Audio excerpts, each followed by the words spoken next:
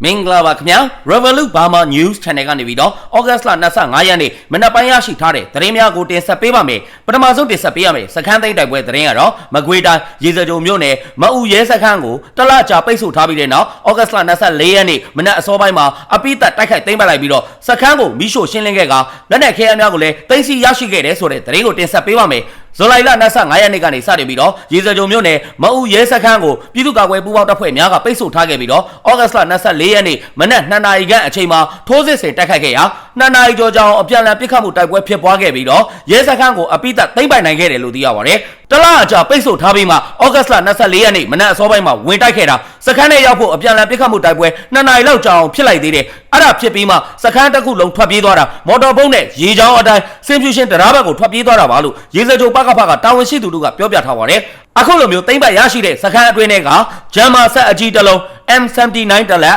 60မမဘုံသီး6လုံးအီနာကဘုံသီး4လုံး G3G အတောက်280 9mm G အတောက်50ရှေ့ထွက်မိုင်း4လုံးမီးစက်1လုံးဘက်ထရီယို2လုံးနဲ့အခြားအသုံးဆောင်ပစ္စည်းများကိုသိမ်းဆည်းရရှိခဲ့တယ်လို့သိရပါတယ်အခုလိုသိမ်းဆည်းပြီးတဲ့နောက်မှာစခန်းတစ်ခုလုံးကိုမီးရှို့ဖျက်ဆီးခဲ့ပြီးတော့မွန်းလွဲပိုင်းမှာပြန်လည်ဆုတ်ခွာခဲ့တယ်လို့သိရပါတယ်၎င်းတိုက်ခိုက်သိမ်းပိုက်မှုကိုပြည်သူ့ကာကွယ်တပ်ဖွဲ့ရေစကြိုမြို့နယ်ပကဖနဲ့အတူမဟာမိတ်ပူးပေါင်းအဖွဲ့များဖြစ်ကြတဲ့စလင်းကြီး Special Task Force SSTF မြိုင်ပကဖຫນွေဦးစစ်တီရေလေကျွန်းဒေသစစ်ကြောင်းနဲ့ပခုတ်ကိုခရိုင်တရင်ကိုတို့ကပူးပေါင်းတိုက်ခိုက်ခဲ့ခြင်းဖြစ်ပြီးတော့ပြည်သူ့ကာကွယ်တပ်ဖွဲ့ဝင်များအထိကိမရှိဘဲနဲ့အောင်မြင်စွာတိုက်ခိုက်နိုင်ခဲ့ကြောင်းသတင်းရရှိပါရခင်ဗျာနောက်ထပ်တင်ဆက်ပေးရမယ့်တိုက်ပွဲသတင်းကတော့မန္တလေးတိုင်းမြင်းခြံမြို့နယ်မှာရှိတဲ့နမ်းမြင့်တောင်စစ်ဆေးရေးဂိတ်ကိုလာတဲ့စစ်ကောင်စီတပ်သားနဲ့ပြူစောထီးများတိုက်ခိုက်ခံရပြီးတော့ကားတစ်စီးကိုထားခဲ့ပြီးထွက်ပြေးသွားတယ်ဆိုတဲ့သတင်းကိုတင်ဆက်ပေးပါမယ်။ဩဂတ်လ24ရက်နေ့မနက်ပိုင်းကမြင်းခြံမြို့နယ်မြင်းခြံတောင်သာလမ်းပေါ်မှာရှိတဲ့နမ်းမြင့်တောင်ဂိတ်မှာပြည်သူ့ကာကွယ်ပူးပေါင်းတပ်ဖွဲ့များစစ်ဆေးပြုလုပ်ခဲ့တယ်လို့သိရပါတယ်။အခုလိုစစ်ဆေးနေတဲ့အချိန်မှာ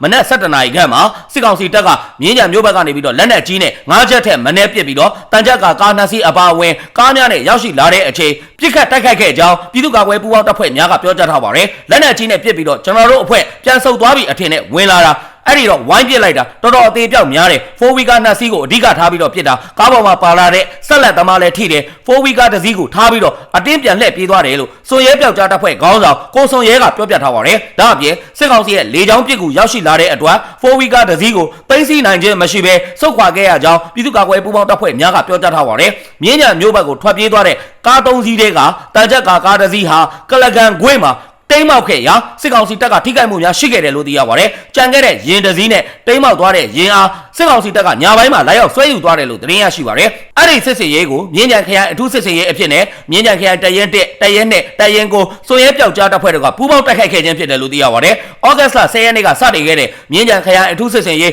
MDSO အဖြစ်နဲ့နထိုးကြီးတောင်သာမြင်းကြံမြို့များမှာစစ်စင်ရေးများကိုပြုလုပ်ခဲ့ရာနထိုးကြီးမြို့ပေါ်တိုက်ပွဲမှာစစ်ကောင်စီတပ်စခန်း4ခုကိုအပိသက်သိမ်းပိုက်ရရှိခဲ့တယ်လို့သိရပါတယ်။ဩဂတ်လ20ရက်နေ့ကလည်းတရုံမြို့နယ်မှာရှိတဲ့စစ်ကောင်စီရဲ့လေကြောင်းရန်ကာကွယ်ရေးတပ်စခန်းကိုသိမ်းပိုက်နိုင်ခဲ့တယ်လို့သိရပါတယ်။ဒါအပြင်တောင်သာမြို့နယ်ဝဲလောင်ရွာဓာတ်အားခွဲရုံစခန်းတိုက်ခိုက်မှုအတွင်းမှာစစ်ကောင်စီတပ်သား6ဦးသေဆုံးပြီးတော့လက်နက်ခဲယမ်းများကိုသိမ်းဆည်းရရှိခဲ့တယ်လို့သိရပါတယ်။စစ်ကောင်စီတပ်တွေဆုတ်ခွာသွားတဲ့နမ်းမြင့်တောင်ဂိတ်ကိုလည်း PDF များကမိရှို့ဖျက်ဆီးနိုင်ခဲ့တယ်လို့သိရပါတယ်။စစ်စင်ရေးကာလအတွင်းမှာမြင်းညံနထိုးကြီးလမ်းမိုင်းနဲ့မြင်းညံတောင်သာလမ်းမိုင်းအားလက်တလောဖြတ်တန်းသွားလာခြင်းကိုမပြုကြရန်ပြည်သူများဒေသကာကွယ်ရေးအဖွဲ့များကမြစ်တာရက်ခံထားကြောင်းသတင်းရရှိပါရခင်ဗျာ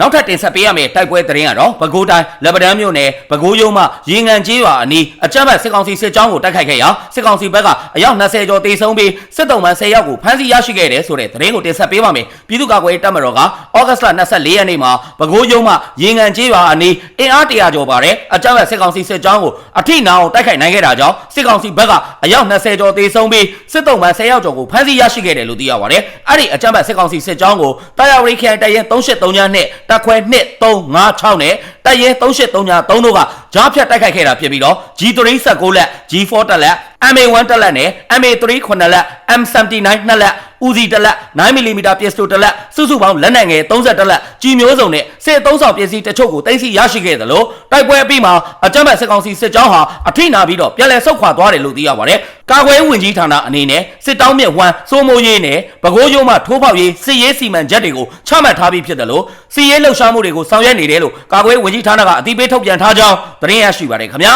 ။ ဆက်လက်ပြီးတင်ဆက်ပေးရမယ့်တိုက်ပွဲသတင်းကတော့စကိုင်းတိုင်းကမ်ဘလူမြို့နယ်ချက်ကြီးရွာကနေပြီးတော့ခြေလျင်ထွက်လာတဲ့စစ်ကောင်စီစစ်ကြောင်းကိုချက်သိန်းရွာအနီးမှာဩဂတ်စ်လ24ရက်နေ့မနက်ပိုင်းကစောင့်ကြိုတိုက်ခိုက်ခဲ့ပြီးတော့စစ်ကောင်စီတပ်ဘက်ကထိခိုက်ဒေဆုံးမှုတွေရှိခဲ့တယ်ဆိုတဲ့သတင်းကိုတင်ဆက်ပေးပါမယ်ချက်သိန်းဘက်ကိုထွက်လာတာပေါ့လေရိတ်ခါပို့မယ်လို့တော့သတင်းရတယ်အဲ့ဒီထွက်လာတဲ့စစ်ကြောင်းကိုကျွန်တော်တို့ဘက်ကလာရလန်းကနေပြီးတော့စီးကြိုတိုက်ခိုက်ခဲ့တာလို့သူကပြောပါတယ်စစ်ကောင်စီတပ်နဲ့ပြူစောတိအင်အား250ဝန်းကျင်ရှိတယ်ဆိုတဲ့အဲ့ဒီစစ်ကောင်စီစစ်ကြောင်းဟာဩဂတ်စ်လ22ရက်နေ့ကတည်းကကျွန်းလာမြို့ကနေထွက်လာတာဖြစ်ပြီးတော့ချက်ကြီးရွာနာအရောက်မှာလဲကြားဖြတ်တိုက်ခိုက်ခံရသေးတယ်လို့သိရပါတယ်ဩဂတ်စ်လ24ရက်နေ့မနက်ကတိုက်ခိုက်ခံရမှုမှာတော့စစ်ကောင်စီတပ်ဘက်က9ဦးထက်မနည်းသေဆုံးပြီး30ဝန်းကျင်ထိခိုက်ဒဏ်ရာရရှိခဲ့တယ်ဆိုပေမဲ့အတိအကျတော့အတိမပြုတ်နိုင်သေးဘူးလို့သိရပါတယ်ကေးထောက်တွေကနေလမ်းကြည့်နေတာမြေမြုပ်ပြီးတော့မှအမိတ်ပြန်တန်းတွေလုံနေတာကိုတော့လှမ်းမြင်ရတယ်ဗျလို့အထက်ပါတော်လိုင်းရဲဘော်တို့ကပြောပြခဲ့ပါတယ်တနအီဝင်းကျင်ကြောင်းအပြန်အလှန်ပစ်ခတ်မှုဖြစ်ပွားပြီးမှတော့စစ်ကောင်စီတပ်သားတွေဟာချက်သိန်းရွာထဲမှာရှိတဲ့စစ်ကောင်စီတပ်စခန်းဘက်ကိုဝင်သွားခဲ့ပြီးတော့ဩဂတ်စ်လ24ရက်နေ့ညနေ4နာရီဝန်းကျင်လောက်အထိတော့အချိန်တွေငြိမ်သက်နေတယ်လို့ဆိုပါတယ်အဲ့ဒီစစ်ကောင်စီစစ်ကြောင်းကိုတော့ကမ်ဘလူခရိုင်အမှတ်နဲ့တပ်ရဲတပ်ခွဲ4နဲ့အခြားဒေသအခြေစိုက်တော်လိုင်းတပ်တွေပူးပေါင်းတိုက်ခိုက်ခဲ့တာဖြစ်ပြီးတော့တော်လိုင်းတပ်တွေဘက်ကတော့အကြဆုံးမရှိဘူးလို့သိရပါတယ်တော်လိုင်းတပ်တွေဘက်ကတော့အဲ့ဒီစစ်ကောင်စီတပ်စစ်ကြောင်းဟာချက်သိန်းနဲ့9000ဘုရွာတွေမှာရှိတဲ့စစ်ကောင်စီတပ်စခန်းတွေစီကိုရိတ်ခါပို့ဖို့လာတာဖြစ်နိုင်တယ်လို့ယူဆကြပါတယ်9000ဘုကိုရိတ်ခါပို့ဖို့မရောက်တာတော်တော်ကြာပြီအဲ့ဒီအထိတက်မယ်လို့တော့သတင်းတွေကြားထားတယ်လို့ထပ်ပါတော်လိုင်းတပ်ဖွဲ့ကတာဝန်ရှိသူတို့ကပြောဆိုထားပါတယ်ကျွန်းလာမြို့နဲ့ကောလင်းမြို့ကြားမှာရှိတဲ့ချက်သိန်းရွာမှာစစ်ကောင်စီနဲ့ပြူစောတိအင်အား80ဝန်းကျင်ရှိနိုင်တဲ့တပ်စခန်းတွေရှိတယ်လို့ချက်သိန်းရွာနဲ့73မိုင်ခန့်အကွာ9000ဘုရွာမှာလဲစစ်ကောင်စီတပ်ကအခိုင်အမာတက်ချထားတယ်လို့သိရပါတယ်ပြီးခဲ့တဲ့2023ခုနှစ်နိုဝင်ဘာလအတွင်းကချက်သိန်းရွာမှာရှိတဲ့နယ်မြေရဲစခန်းကိုတော်လိုင်းတပ်တွေကတိုက်ခိုက်သိမ်းပိုက်မီးရှို့ခဲ့မှုတယ်လို့သိရပါတယ်အခုလိုမျိုးစစ်ကောင်စီတပ်စစ်ကြောင်းထိုးလာတဲ့လမ်းတစ်လျှောက်မှာရှိတဲ့ကျေးရွာ900လောက်ကဒေသခံတွေကတော့ဘေးလွတ်ရာကိုကြိုတင်တိမ်းရှောင်နေကြရပြီးတော့စစ်ကြောင်းဆက်ထိုးနိုင်တဲ့လမ်းတစ်လျှောက်ကတခြားရွာကန်တွေဟာလည်းတိမ်းရှောင်ဖို့ပြင်ဆင်နေကြတယ်လို့သိရပါတယ်အလားတူပဲကမ်ဘလူအခြေစိုက်တင်ကားတပ်ရဲတကရ6336ကနေပြီးတော့ဩဂတ်စ်လ22ရက်နေ့ကနေထွက်လာတဲ့အင်အား120ခန့်ရှိတဲ့စစ်ကောင်စီတပ်တွေကလည်းနတ်အင်းရွာဘက်ကိုတကြောင်ငတို့ရွာဘက်ကိုတကြောင်စစ်ကြောင်းနှစ်ခုခွဲပြီးတော့စစ်ကြောင်းထိုးနေတယ်လို့သိရကြောင်းသတင်းရရှိပါတယ်ခင်ဗျာနောက်ထပ်တင်ဆက်ပေးရမယ့်သတင်းကတော့မကွေးတိုင်းမြိုင်မြို့နယ်တိုက်ပွဲမှာထပ်မံတေဆုံးခဲ့တဲ့အကြမ်းဖက်စစ်ကောင်စီရဲ့တပ်သားများမြေမြုပ်ထားခဲ့တဲ့ဗိုလ်မှူးမင်းသိန်းကျော်တပ်ကြကြီးခင်မောင်လွင်တပ်သားရဲရင်သွေးအပါအဝင်စစ်သားမသားအလောင်း9လောင်းကိုထပ်မံသိမ်းဆည်းရရှိခဲ့တဲ့ဆိုတဲ့သတင်းကိုတင်ဆက်ပေးပါမယ်။ဩဂတ်စ်လ22ရက်နေ့မှာတွင်းမရွာပြူစောတိစခန်းကမြိုင်ဆက်မှု2ကိုစစ်ကြောင်းထိုးလာတဲ့အကြမ်းဖက်စစ်ကောင်စီတပ်သားများကိုတော်လိုင်းတပ်ဖွဲ့များကတိုက်ခိုက်ခဲ့ပြီးတဲ့နောက်စစ်ကောင်စီတပ်သားများပိတ်မိနေခဲ့တယ်လို့သိရပါတယ်။အဲ့ဒီပိတ်မိနေတဲ့စစ်သားများကိုတော်လိုင်းတပ်ဖွဲ့များကဩဂတ်စ်လ23ရက်နေ့မနက်4:30မိနစ်ခန့်မှာလမ်းဖွင့်ပေးခဲ့ပြီးတော့စစ်ကောင်စီတပ်သားများမြေမြုပ်ထားခဲ့တဲ့ဗိုလ်မှူးမင်းသိန်းကျော်တပ်ကြကြီးခင်မောင်လွင်တပ်သားရဲရင်သွေးနဲ့အမည်မသိတဲ့စစ်သား2ဦးရဲ့မသားအလောင်း9လောင်းကိုတော်လိုင်းတပ်ဖွဲ့များကထပ်မံသိမ်းဆည်းရရှိခဲ့တယ်လို့သိရပါတယ်။မြေမြုပ်လျက်ပဲတွေ့ခဲ့တာပါ။သူတို့ရဲ့ယာဒူးတွေနဲ့အမည်တွေကတော့သူတို့ရဲ့ကျွင်းကြံခဲ့တဲ့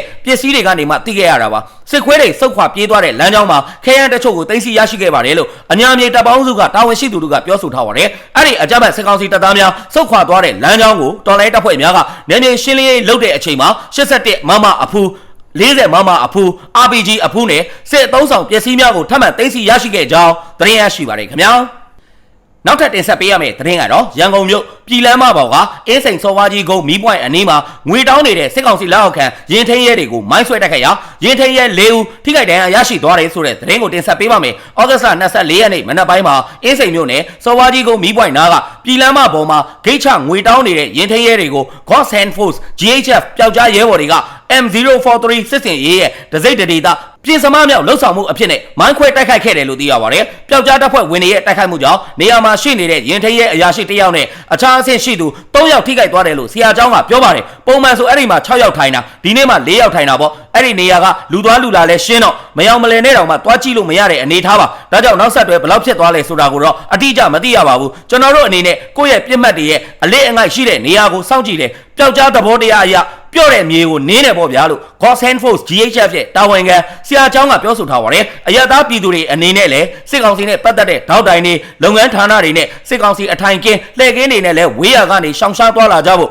God Send Force GHF ကထုတ်ပြန်ထားကြောင်းသတင်းရရှိပါတယ်ခင်ဗျာ။အခုလိုမျိုးမြန်မာတနိုင်ငံလုံးမှာဖြစ်ပွားနေတဲ့စီးရေးသတင်းနိုင်ငံရေးသတင်းများကိုအချိန်ပေးပြီးတော့နားဆင်ပေးတဲ့အတွက် Revolut Burma News Channel ကနေပြီးတော့အထူးပဲကျေးဇူးတင်ရှိပါတယ်ခင်ဗျာ။